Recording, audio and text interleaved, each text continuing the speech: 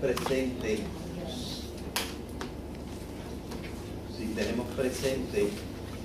el cuadro ¿qué es el hombre? Después de ver lo biológico y la importancia enorme de lo biológico, ¿ya está grabando? Sí. Después de ver la importancia enorme de lo biológico, vimos que lo biológico, trascendiéndose a sí mismo, produce o genera varias funciones superiores que existen solo en el animal llamado Homo sapiens sapiens.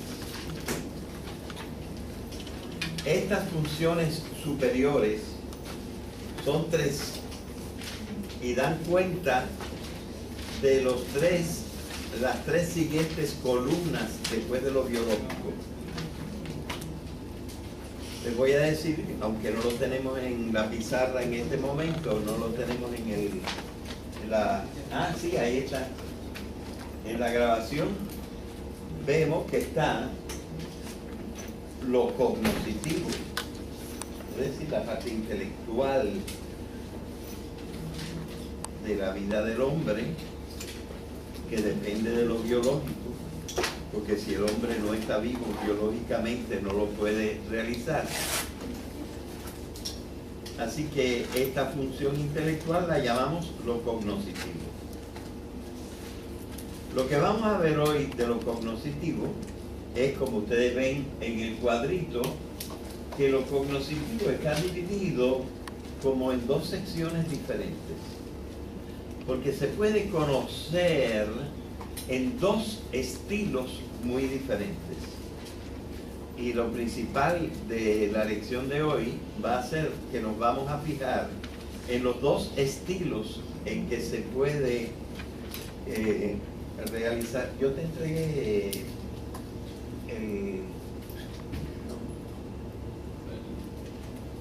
yo creí que yo traía el pendrive. No, pues entonces déjalo. Está extraño. Yo había grabado una cosa exactamente ahora para él. En fin. Lo cognoscitivo tiene 2 estilos completamente diferentes. Quizás en alguna oportunidad veremos que no existen solamente estos 2 estilos, sino hay una variación del primero, pero eso no lo veremos en este momento. La segunda función del cuerpo es la acción del cuerpo, pero del cuerpo del hombre tiene una acción que los demás no pueden realizar. Esa acción que los demás no pueden realizar se puede llamar de diferentes maneras. Se puede llamar el amor, se puede llamar la voluntad, se puede llamar la conducta, pero no toda la conducta, sino una especie de conducta que solamente el hombre puede realizar, mientras que los demás animales, sobre todo las plantas, etcétera, y otras cosas, no lo pueden realizar. Esa conducta se llama la conducta racional. Y luego también está que todos los que tienen cuerpo humano pueden tener sentimientos. El sentimiento a través del conocimiento o a través de la acción puede estremecer al hombre, agradarle o desagradarle. Y el sentimiento no lo pueden tener en la forma plena en que lo tiene el hombre, ni siquiera los animales superiores, aunque ellos sí tienen algo de sentimiento, como tienen algo de conciencia y tienen algo de conducta medio inteligente. Pero no a la altura del hombre. Así que nosotros hemos revisado los tres siguientes cuadros después de lo biológico, pero ahora nos vamos a concentrar en el primer cuadro después de lo biológico, que es lo cognoscitivo. Es decir, curiosamente, sorpresivamente, con nuestra biología y a través de los sentidos y de otras cosas, nosotros podemos conocer. Y esto es maravilloso. Nosotros podemos conocer. Podemos tener lo que se llama pensamiento. Pero para poder aprovecharnos de todo el pensamiento, hay que saber que hay diversas formas de pensamiento o diversos estilos de pensamiento. En los estilos de pensamiento nosotros vamos a mencionar dos. Los nombres varían un poco, pero al primero lo podemos llamar el pensamiento lógico. O podemos ponerlo con una rayita y decir el pensamiento lógico-racional,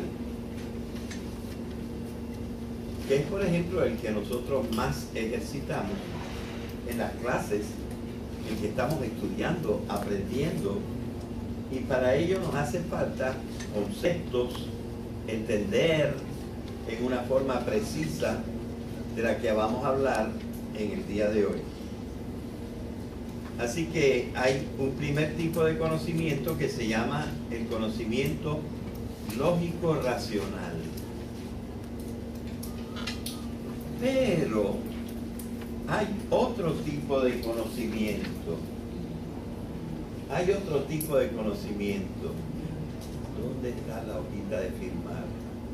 Tengo apuntada una cosita detrás, así que por favor dámelo un momentito acá.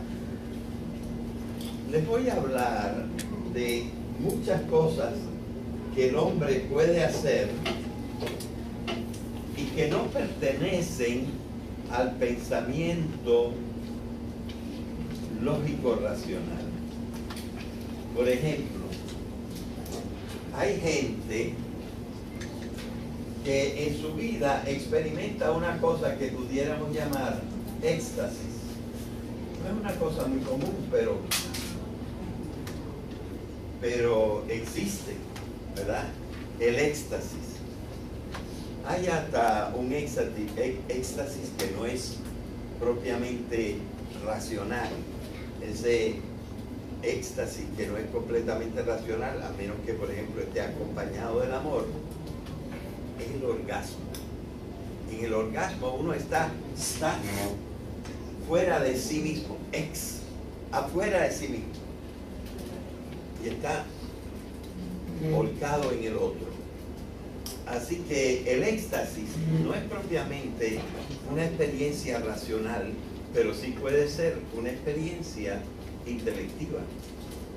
Y uno se dando cuenta de muchas cosas, estar realmente en contacto espiritual, además de material, con la otra persona, el éxtasis. Y además del éxtasis, por ejemplo, en los santos el éxtasis a veces está relacionado con visiones. Santa Teresa una vez sintió un amor extraordinario a Dios y veía a un ángel con una flecha que era casi una lanza, metiéndosela en el corazón, sacándosela y volviéndosela a meter esta lanza en el corazón. Y ella, en éxtasis, comprendía que esa era una visión de la unión con Dios. Y eso es tremenda experiencia y una tremenda experiencia intelectual. Pero tenemos cosas mucho más ordinarias como los sueños. Y nos dice Freud, pero también nos decían los magos de la antigüedad, que los sueños tienen una significación y que esa significación no corresponde a lo que se ve, pero tiene una significación que a veces nosotros podemos comprender.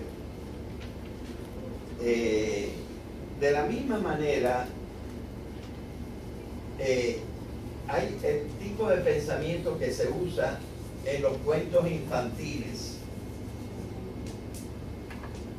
En estos cuentos infantiles pasan cosas maravillosas, aparecen hadas, los ratones se transforman en caballos. Hay montones de cosas que no pueden suceder en una vida lógica, racional, pero que nosotros entendemos y tienen un significado en el cuento. Pero fíjense ustedes maravillosamente que esto también sucede en las historias sagradas. El paso del mar muerto, la creación de Adán y Eva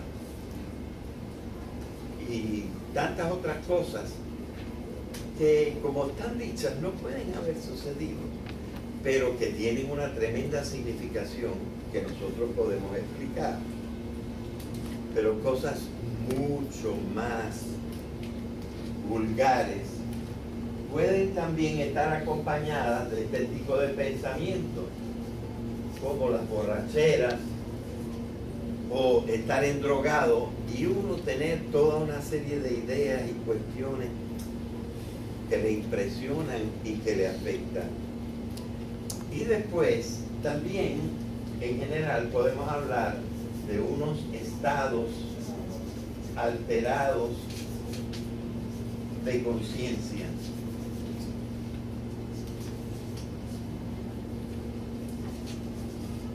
Estos pueden ser, por ejemplo, como provocados por drogas, pero también por disfunciones del cerebro.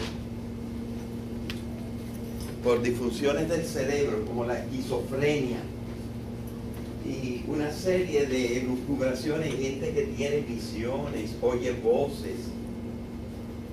Y esto tiene una significación. Todo lo que tiene significación es intelectual, es cognoscitivo.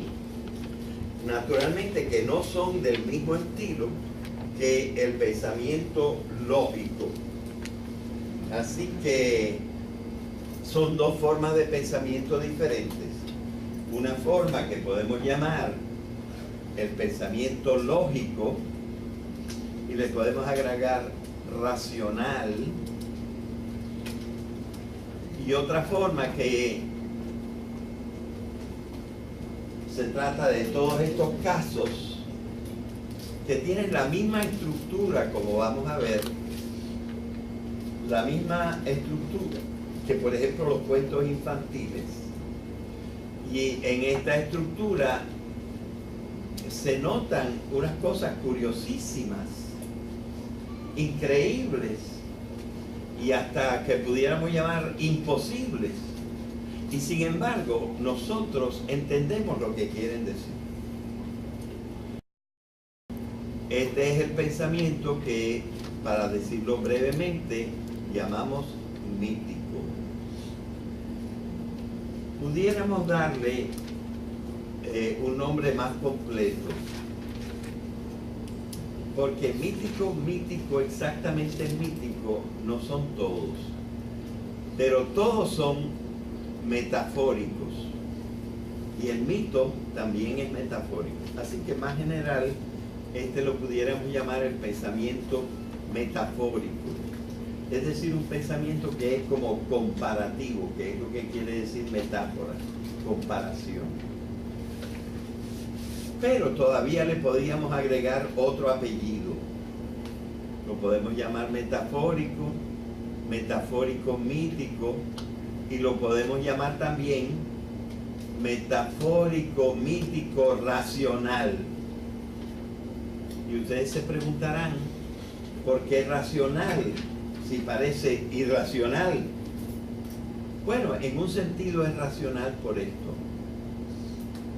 Solamente el animal racional lo puede usar. solamente el animal racional puede inventar historias infantiles, historias sagradas. Solo el animal racional puede tener unos sueños en que suceden acciones humanas. Así que no deja de ser racional el pensamiento mítico, porque solamente lo pueden tener esos animales especiales que desde Aristóteles son definidos como animales racionales. Es decir, que tienen intelecto, que tienen razón, que tienen logos. Pero es, en un sentido, un poco diferente de la palabra racional, que tiene varios significados.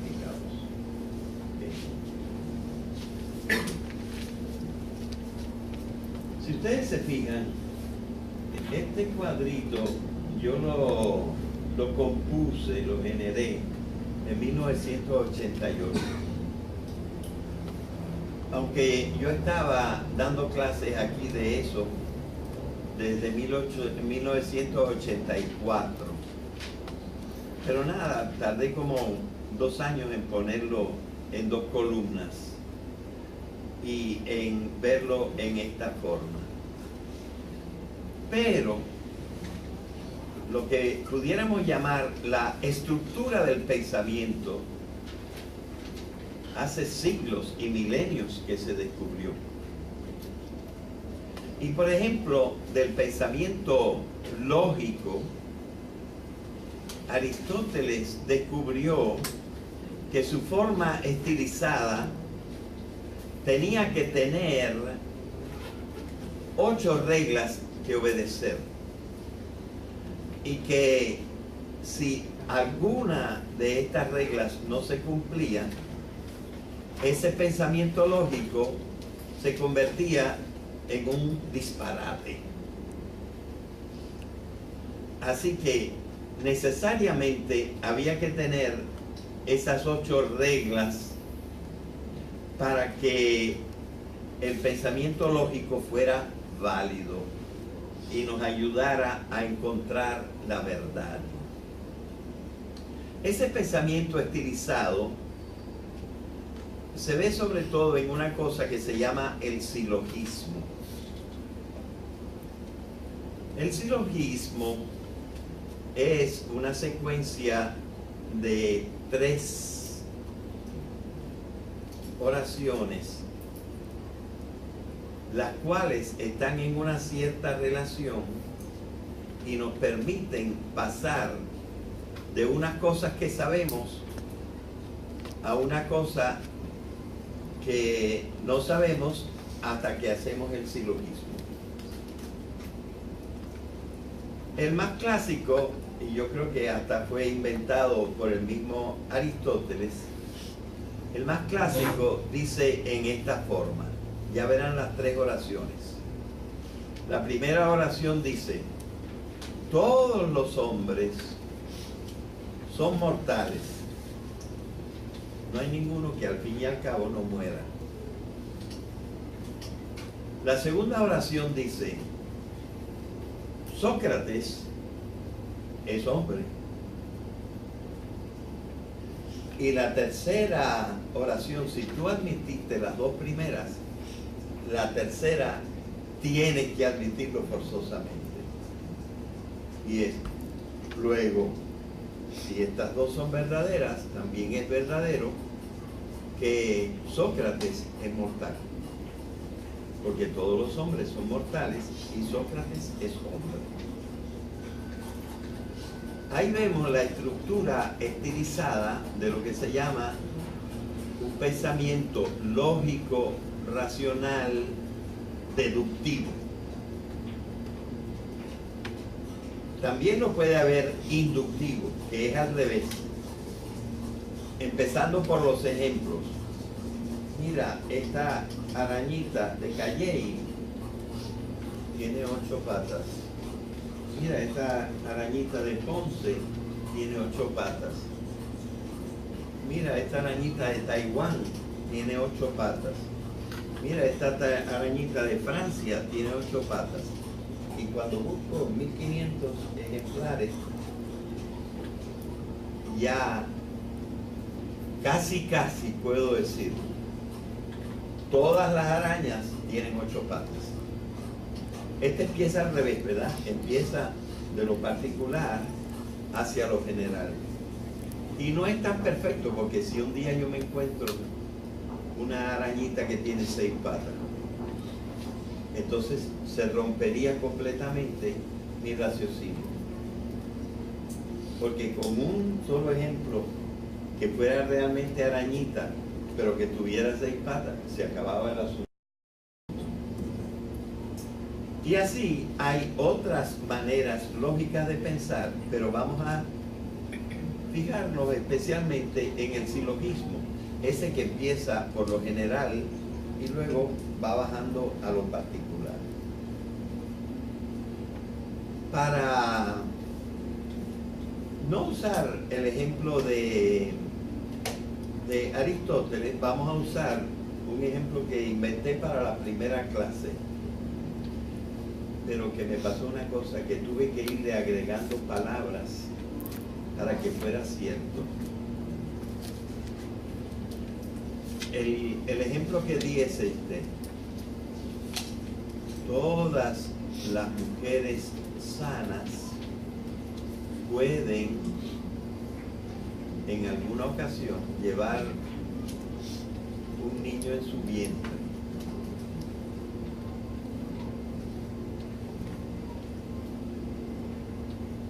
María es una mujer sana. María puede llevar un niño en su vientre si tiene pareja, por ejemplo. Si tiene pareja. Ven, yo le tengo que ir agregando unos pedacitos para que la cosa resulte verdadera, porque no es tan sencillo como el de Sócrates. Pero al fin y al cabo yo puedo poner una frase en general, una segunda frase y sacar una conclusión. Pero dice Aristóteles, no cualquiera, tiene que tener 8 condiciones.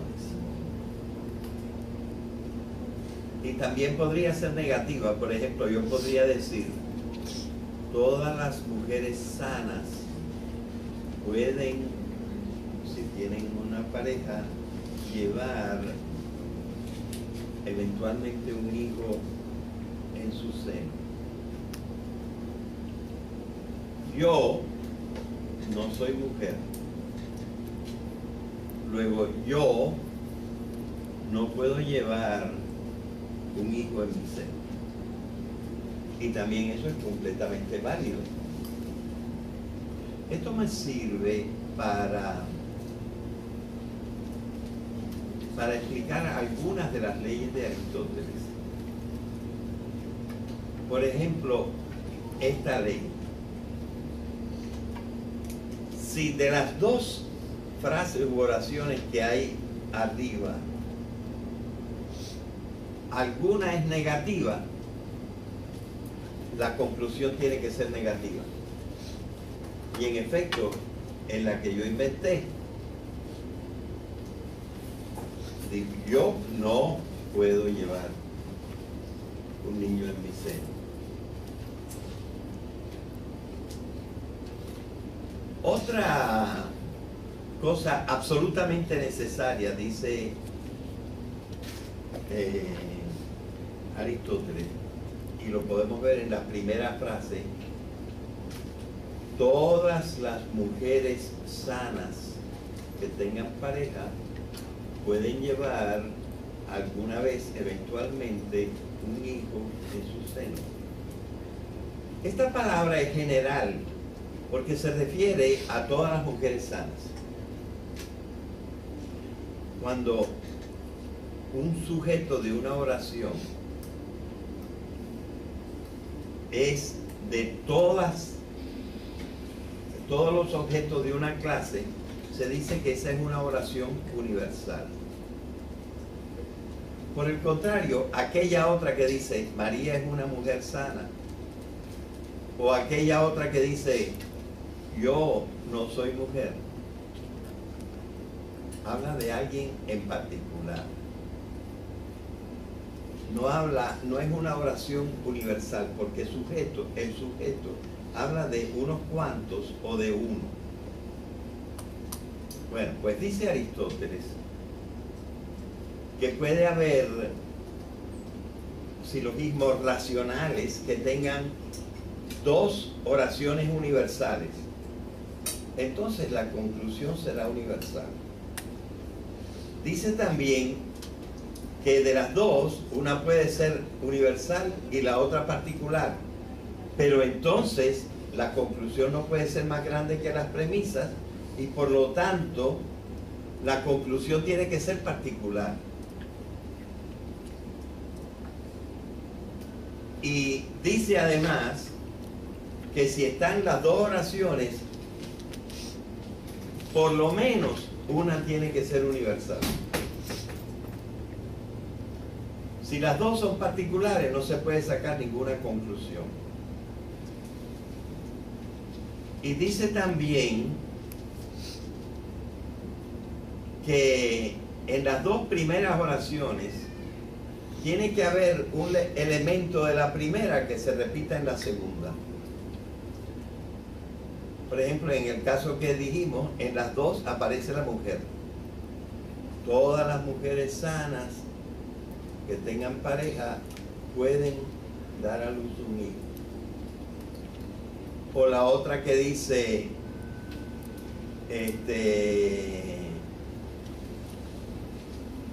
estábamos viendo que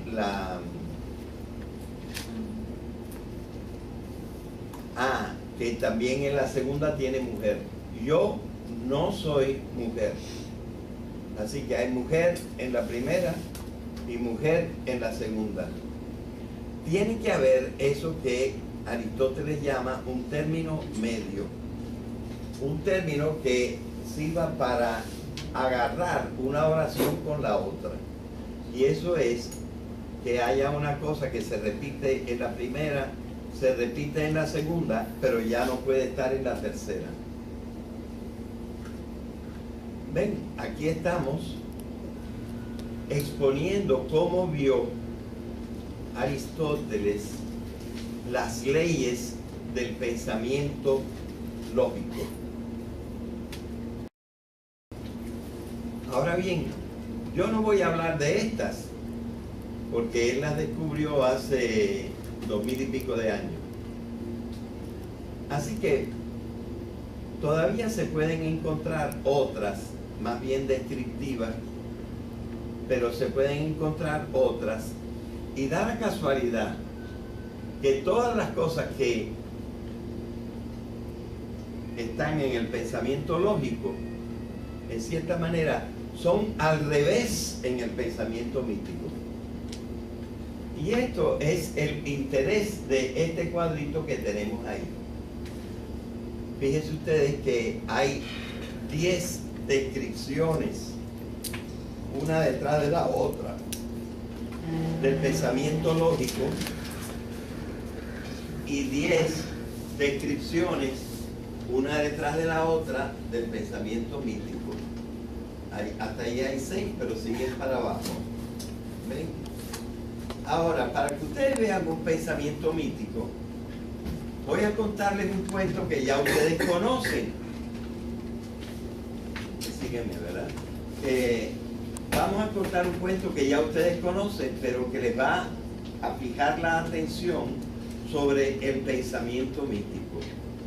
Les voy a contar un cuento que ustedes conocen y que yo contaba o conté por lo menos 30 veces a mis hijas cuando tenían entre 3 y 6 años.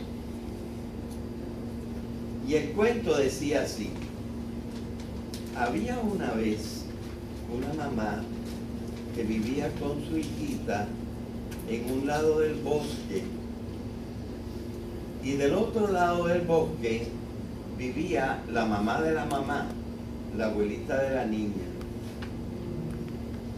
Pero un día la abuelita de la niña estaba enferma y la mamá le dijo a la niña: mira mi amor, ponte tu caperucita roja para que vaya bien abrigadita y llévale este potecito de sopa a tu abuelita, que la pobre está enferma, para que pueda comer y no tenga hambre. Pero ten mucho cuidado al atravesar el bosque, porque el bosque tiene sus peligros. Te puedes, por ejemplo, encontrar al lobo que te pudiera hacer mucho daño. Así que ten cuidado y sábete que de todas maneras por el bosque está también el leñador. Trata de verlo, de saludarlo y decirle que te vaya mirando hasta que tú llegues a casa de la abuelita. Sí, mamá, le dijo la niña. Se puso su caperucita, cogió el pote de sopa y se fue caminando por el bosque. De lejos, el zorro detrás de un árbol la vio, pero no dejó que ella lo viera. Y corrió, y se fue corriendo porque supuso que ella iba a casa de la abuelita. Para fortuna del lobo, la puerta estaba abierta y el lobo se metió, se comió a la abuelita y se puso debajo de las sábanas, se puso la cofia de la abuelita, escondiendo un poquito las orejas, pero todavía se le veían.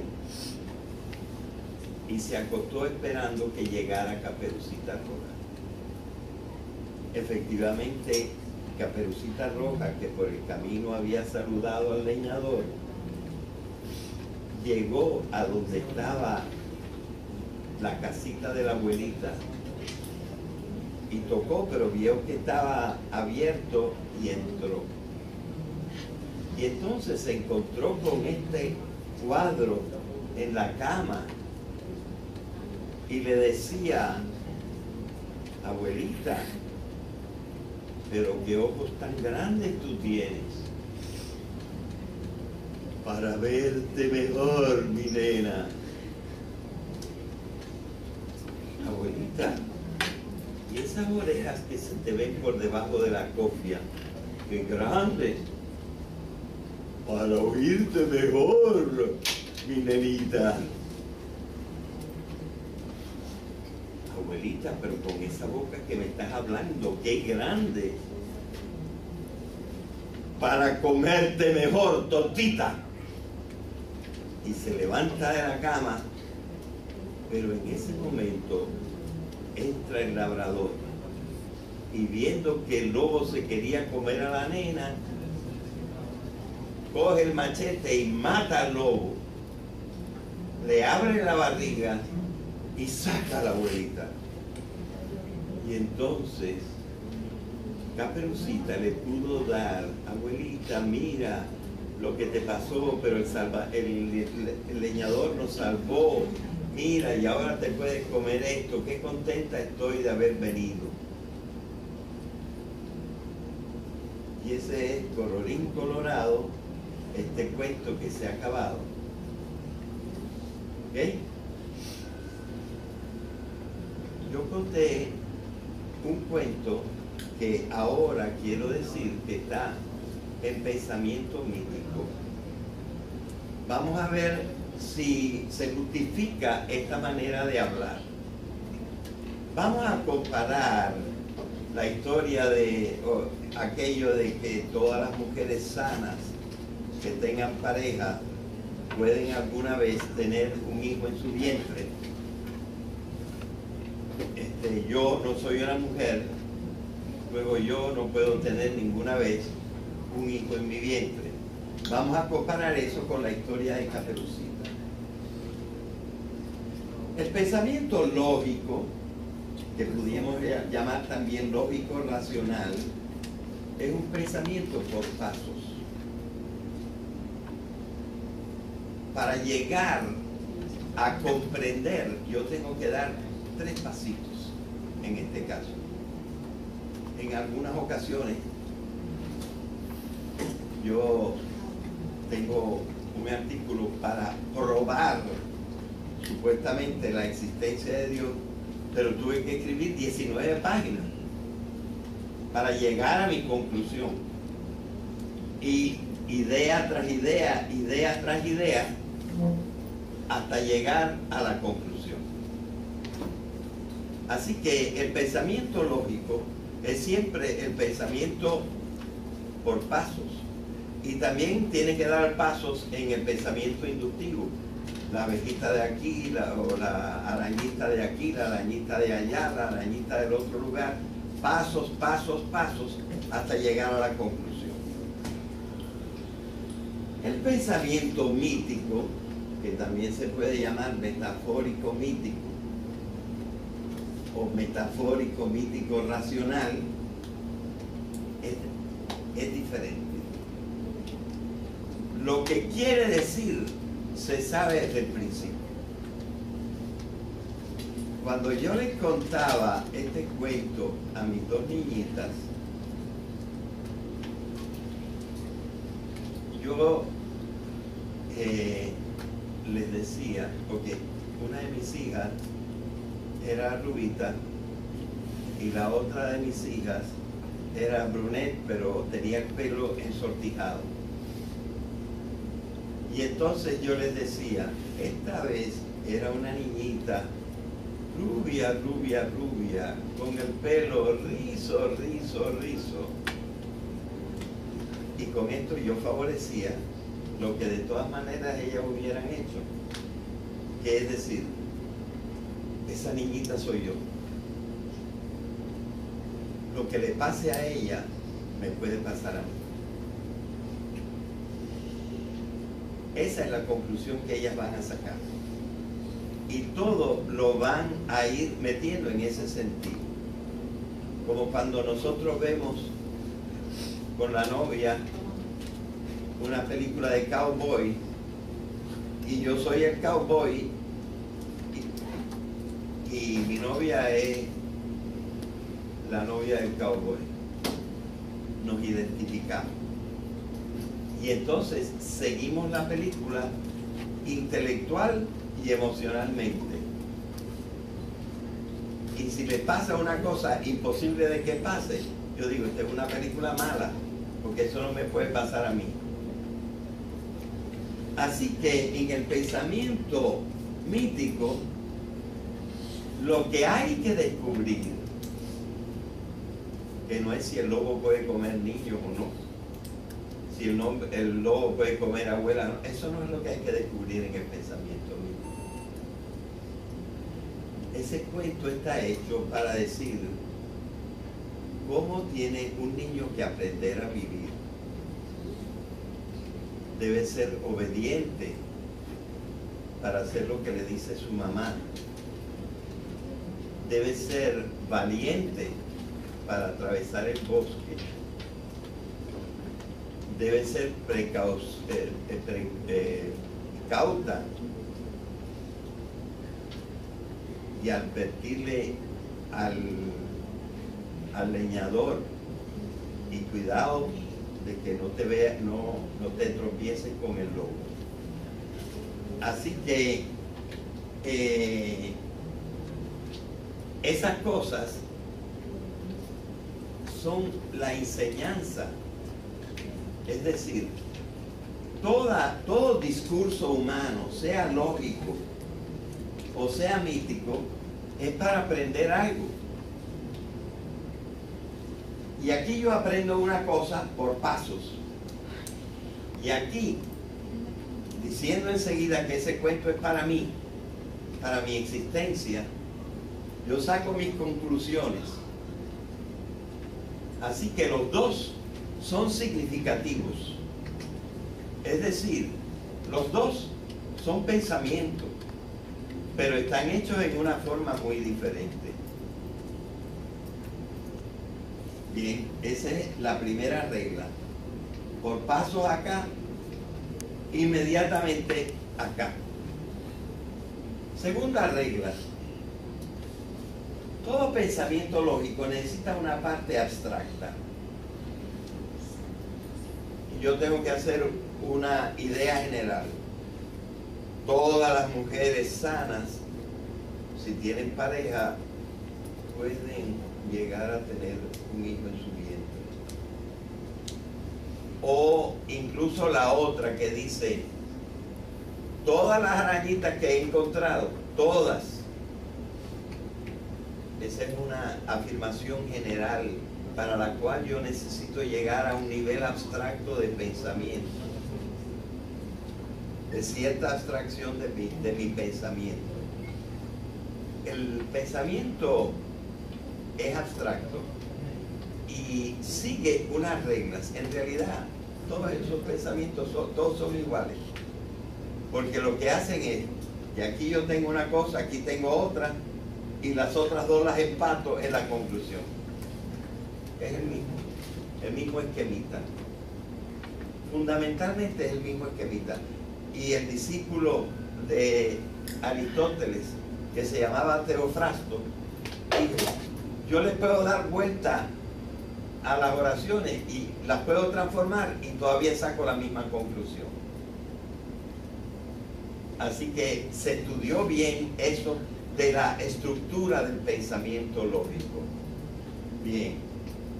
Así que el pensamiento lógico es abstracto, sigue reglas abstractas sobre la generalidad, sobre la negación, sobre la particularidad, etc.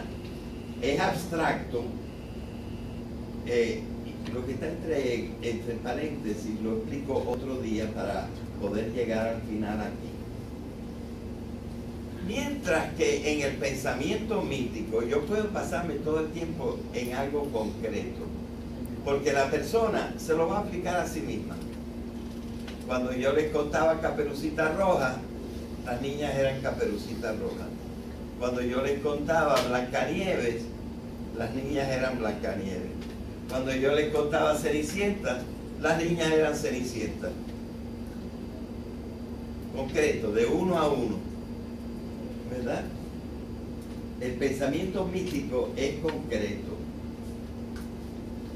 Bueno, pero el pensamiento lógico es penoso y difícil, porque los niños, por lo menos hasta los 7 años, no pueden llegar al pensamiento abstracto, mientras que los niños de 3 años ya pueden comprender la Caperucita. El pensamiento lógico es penoso, difícil. Yo tuve que hacer 19 páginas para llegar a una conclusión. El pensamiento mítico es vívido, interesa enseguida. Mira, nos están contando de una niñita que atravesó el bosque. Es pintoresco y yo puedo poner todos los colores que yo quiera. Las maripositas pueden alertar a Caperucita de la presencia de la presencia del lobo, o un pajarito le puede soplar al leñador que vaya a la casa de la abuelita. Yo le puedo meter cualquier cosa pintoresca y no se echa a perder el cuento, ¿verdad? Así que es vívido, pintoresco, accesible a todos en el pensamiento mítico. Bueno, veamos el cuarto. El pensamiento mítico es exacto y preciso. Fíjense cuántas cosas tuve que ponerle. Yo al principio decía mujer, pero tiene que ser una mujer sana, tiene que ser una mujer adulta, tiene que ser una mujer con pareja. Yo tengo que ponerlo exacto, porque si no, no es verdad siempre. Así que yo lo tengo que poner exacto y preciso. En edad reproductiva. Y si no lo digo exacto y preciso, no es verdad. Entonces, al contrario, el pensamiento mítico es vago y difuso. Fíjense que yo empecé diciendo, había una vez, y no digo en 1804, el 19 de marzo, no, porque eso limita yo digo, había una vez y una niña, y no la llamo ni Guillermina ni Adelaida, para que se lo puedan aplicar las otras. Es vago, difuso. Yo no le pongo límites, porque así es más fácil que todo el mundo se lo aplique, que es lo que hace falta en el pensamiento mítico, que la gente se lo aplique a sí mismo. Así que por eso el pensamiento mítico es vago y difuso. Vete subiendo un poquito ahí, para que la gente de atrás lo vea mejor. Digo que le pasa al 7, echa eso para arriba. Ah, sí, eso sí. Ahí. El pensamiento lógico pregunta por las causas. La causa está, por ejemplo, en la pareja. La causa está en que ella está sana. La causa está en que ella es fértil, que está en edad reproductiva. ¿Verdad? Está preguntando por las causas. Y estas son las causas de que ella pueda quedar encinta. Pero de esas cosas no se ocupa el pensamiento mítico. No se ocupa de causas, se ocupa de sentido. ¿Cuál es el sentido de la vida? Ser útil, ser generoso, ser valiente, ser precavido. ¿Verdad? Pregunta por el sentido que yo le tengo que dar a mi vida.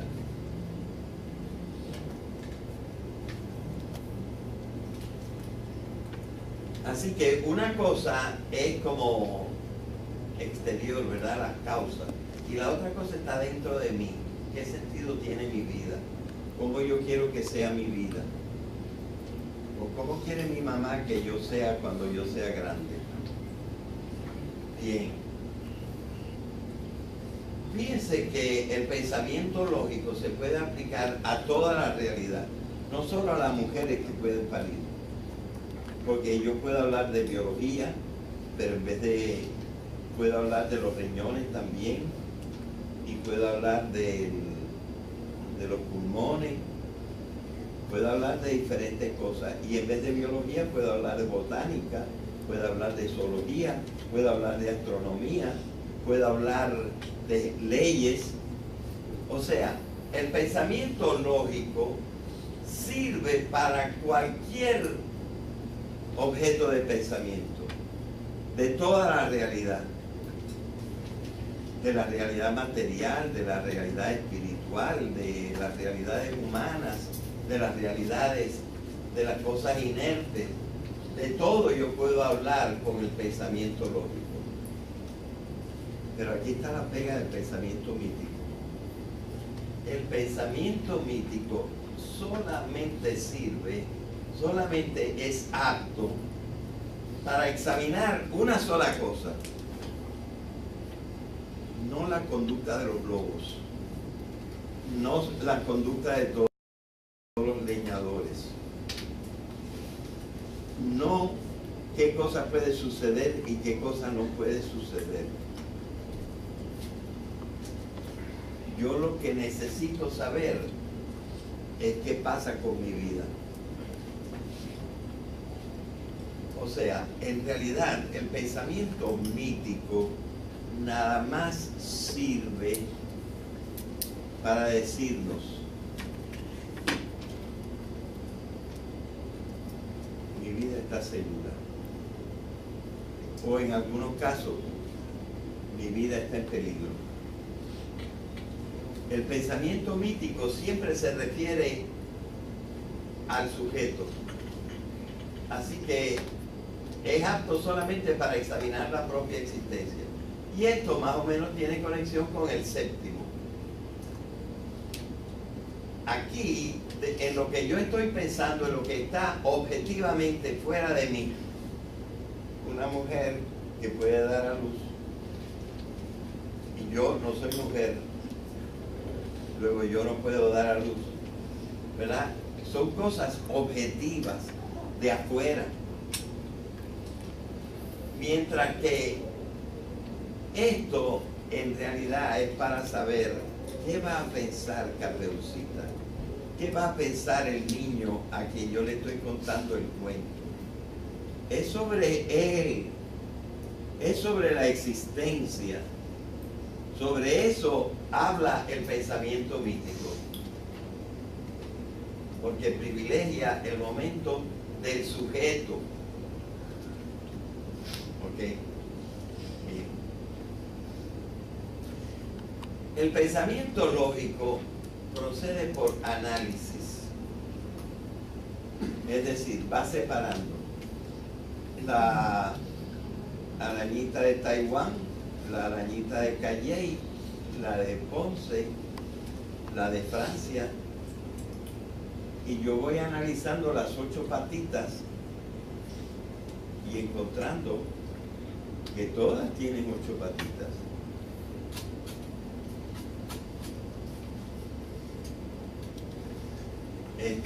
De manera que, ¿saben lo que yo encontré en el análisis?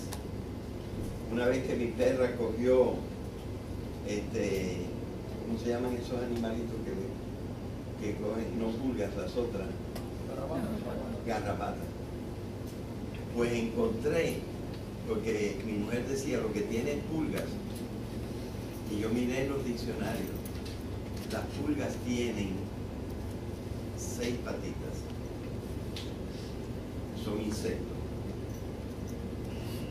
Las garrapatas tienen 8 patitas, son arácnidos. Es decir, yo tuve que ir analizando para saber la verdad, que lo que mi perra tenía eran garrapatas y no pulgas, porque le corté las patitas. Y hay que tener cuidado porque algunos de estos insectos tienen además antenitas que pueden parecer patitas. Así que tienes que tener cuidado, analizar, distinguir las antenitas de las patitas. Tú vas separando las cosas, desdoblando las cosas para entender. ¿Y cómo procede el pensamiento lógico, mítico, englobándolo todo? La forma global de entender, es lo contrario de analizar. El análisis es separar y global es meterlo todo en el mismo saco.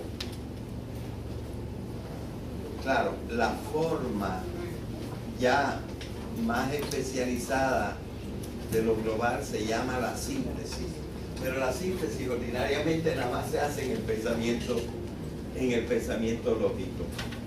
Pero el pensamiento mítico procede en forma global. ¿Por qué? Porque el sentido se saca del todo. Si no hay todo, yo no puedo sacar el sentido de las cosas. Esto le pasa hasta a los suicidas. Los suicidas, si van acumulando, se me murió mi papá, se me murió mi mamá, se me murieron mis hijos, nadie me quiere, no tengo dinero. Cuando ellos ven todas estas cosas juntas, ven el todo de esa vida, dice, aquí no hay chance para nada, ¡pam! Y me suicido. Pero si esto se rompe, por ejemplo, vienen a anunciarle que se sacó la lotería, a lo mejor se le quita la idea suicida, porque ahora está la cosa dividida, hay otra cosa favorable. Es decir, el sentido se saca del todo y es del todo que uno va a proceder en el cuento, ¿verdad? Bien, vamos rápido que se está yendo ya la gente. Miren, en el pensamiento lógico yo no puedo meter ni un chin de pensamiento mítico porque lo he hecho todo a perder. Yo no puedo decir toda esa frase, las mujeres sanas, si tienen pareja y están en edad reproductiva, pueden tener hijos. Si yo digo, las mujeres sanas, si tienen una hada madrina y tienen una pareja, pueden parir, eché a perder el asunto. El hada madrina, ¿por qué está ahí la hada madrina? No sirve para nada. Echas a perder. El pensamiento lógico tiene que ser todo lógico. En el pensamiento místico, al contrario, si tú metes un poco de lógico, por ejemplo, yo no voy a contar que Caperucita atravesó el bosque porque la Caperucita la iba llevando flotando, ¿no? Mejor la hago ir caminando, como todo el mundo. Mientras más cosas lógicas tú metas en el pensamiento místico, más ayuda. Siempre que le pongas otros ingredientes, ¿verdad? Míticos. Y 10, sube un poco. El pensamiento lógico tiene coherencia, es decir, los detalles tienen que pegar unos con otros. En el pensamiento mítico, los detalles particulares no tienen que pegar unos con otros. Y, por ejemplo, el lobo no pega como en realidad obran los lobos, porque los lobos no hablan, etc. No tienen que pegar. Nadie puede sacar a alguien de la barriga de un animal enterito y vivito y coleando. Pero no importa que no pegue, porque el sentido del cuento lo encuentro sin necesidad de que peguen las partes. Esto ustedes van a tener que reflexionar y coger ejemplitos y ustedes van a ver que siempre es así. Y que los dos llevan a verdades, aunque las verdades sean diferentes. La verdad es que un niño tiene que ser obediente, valiente, precavido, servicial, etc. Y eso es verdad, aunque los lobos no sean así, los leñadores no sean así, el camino no sea así, no importa. No importa, el asunto es que el globo me diga cómo tiene que ser un niño. Bien, de manera que nosotros vemos que hay efectivamente dos estilos de pensamiento y los dos nos pueden dar enseñanzas. Y no es lógico ni sabio despreciar el mito, porque sabiéndolo entender, el mito nos dice cosas muy importantes para nuestra propia existencia. Lo dejamos ahí hoy. Lo cognoscitivo tiene dos estilos completamente diferentes. Quizás en alguna oportunidad veremos que no existen solamente estos dos estilos, sino hay una variación del primero, pero eso no lo veremos en este momento. La segunda función del cuerpo es la acción del cuerpo, pero del cuerpo del hombre tiene una acción que los demás no pueden realizar. Esa acción que los demás no pueden realizar se puede llamar de diferentes maneras. Se puede llamar el amor, se puede llamar la voluntad, se puede llamar la conducta, pero no toda la conducta, sino una especie de conducta que solamente el hombre puede realizar, mientras que los demás animales, sobre todo las plantas, etcétera, y otras cosas, no lo pueden realizar. Esa conducta se llama la conducta racional. Y luego, lo cognoscitivo, es decir, la parte intelectual de la vida del hombre, que depende de lo biológico, porque si el hombre no está vivo biológicamente no lo puede realizar. Así que esta función intelectual la llamamos lo cognoscitivo. Lo que vamos a ver hoy de lo cognoscitivo es, como ustedes ven en el cuadrito, que lo cognoscitivo está dividido como en dos secciones diferentes, porque se puede conocer en dos estilos muy diferentes. Y lo principal de la lección de hoy va a ser que nos vamos a fijar en los dos estilos en que se puede realizar. Yo te entregué el... Yo creí que yo traía el pendrive. No lo traje. No, pues entonces déjalo. Está extraño. Yo había grabado una cosa exactamente ahora para ello. Pero en fin, de los sentidos y de otras cosas, nosotros podemos conocer. Y esto es maravilloso. Nosotros podemos conocer.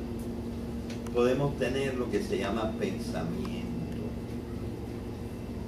Pero para poder aprovecharnos de todo el pensamiento, hay que saber que hay diversas formas de pensamiento o diversos estilos de pensamiento. En los estilos de pensamiento nosotros vamos a mencionar dos. Los nombres varían un poco, pero al primero lo podemos llamar el pensamiento lógico. O podemos ponerlo con una rayita y decir el pensamiento lógico racional, que es por ejemplo el que nosotros más ejercitamos en las clases en que estamos estudiando, aprendiendo, y para ello nos hace falta conceptos, entender en una forma precisa de la que vamos a hablar en el día de hoy. Así que hay un primer tipo de conocimiento.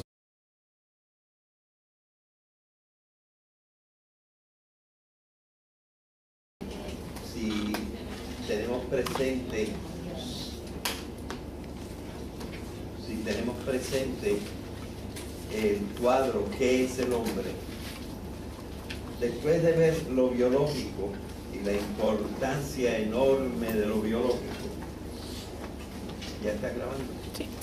Después de ver la importancia enorme de lo biológico, vimos que lo biológico, trascendiéndose a sí mismo, produce o genera varias funciones superiores que existen solo en el animal llamado Homo sapiens sapiens. Estas funciones superiores son tres y dan cuenta de las tres siguientes columnas después de lo biológico. Les voy a decir, aunque no lo tenemos en la pizarra en este momento, no lo tenemos sí, ahí está.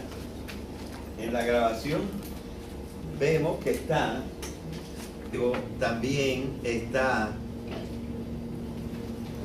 que todos los que tienen cuerpo humano pueden tener sentimientos. El sentimiento a través del conocimiento o a través de la acción puede estremecer al hombre, agradarle o desagradarle. Y el sentimiento no lo pueden tener en la forma plena en que lo tiene el hombre, ni siquiera los animales superiores, aunque ellos sí tienen algo de sentimiento, como tienen algo de conciencia y tienen algo de conducta medio inteligente, pero no a la altura del hombre. Así que nosotros vemos hemos revisado los 3 siguientes cuadros después de lo biológico. Pero ahora nos vamos a concentrar en el primer cuadro después de lo biológico, que es lo cognoscitivo. Es decir, curiosamente, sorpresivamente, con nuestra biología y a través